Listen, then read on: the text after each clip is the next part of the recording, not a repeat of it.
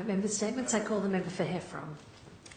Yeah. Well done. Madam Acting Speaker, I'd like to bring to the attention of the House my concern with the CBD South Eastern Light Rail project so it relates to my electorate, and indicate to the House that in my view the implementation of this project has been nothing short of hopeless. Whilst I am prepared to concede that light rail is probably the second most effective people mover, it'll only work if it's part of an integrated transport system. In any event, because of the expense and commitment the government has to the light rail project, I sought to involve myself in a constructive process to make sure this project worked. But whatever I suggested, either to the government or the minister, was ignored. Whatever Randwick City Council, a supporter of the project, suggested has been ignored, and on each occasion has been shown to be right. The latest debacle that impacts upon my electorate relates to the proposal to vary the planning consent of the location of the light rail line in Alison Road. When the project 18 months was first mooted, it was proposed that the light rail line would proceed on the southern side of Alison Road and stop in front of Randwick Racecourse, where a light rail stop was supposed to be. I indicated to the government there are problems with that proposal insofar as the Australian Turf Club administrative office building was in the way, and in fact the line was only half a metre from the ATC administrative office.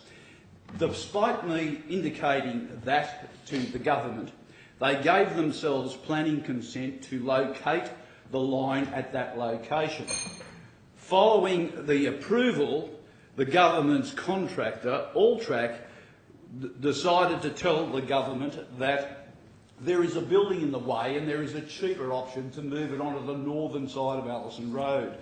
So just before Christmas, the government changed its planning consent to enable the line to move on the other side of Alison Road, the other side of a major road away from the racecourse. I thought the whole reason of putting the light rail stop in front of the racecourse was so that as those thousands of racegoers came at the conclusion of race meetings, they could actually get onto the light rail. But I did tell the government that there was a building in the way, but they knew better, until their contractor told them there was a building in the way. What was the government's response?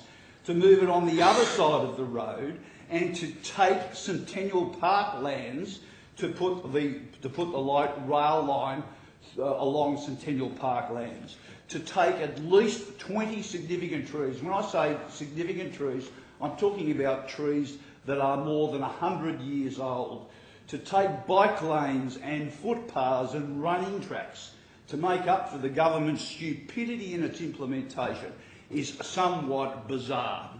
Now, to modify a planning consent, one could understand that if there is a building in the way, you've got to do it even though you've been told. But to put it on the other side of the road, to take even more public land off Centennial Park, is outrageous. Governor Macquarie granted Centennial and more parklands to the people of Sydney to be held in trust as a gift. It is not for every single government error or stupidity to take away another portion of Centennial Parklands. Now, the reality is with this light rail line and its location, that is not the appropriate location. Now, I know Randwick Council have several propositions to put to the government to try and get them to see some sense. One is to run it down the middle of Alison Road.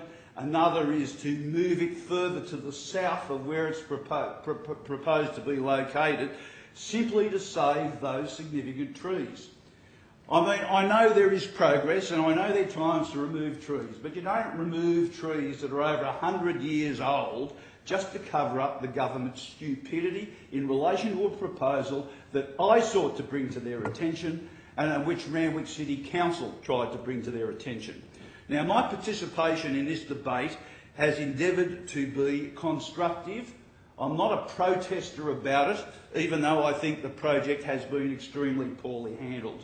Now, the government needs to see some common sense when it comes to its application of this project as far as Centennial Park is concerned.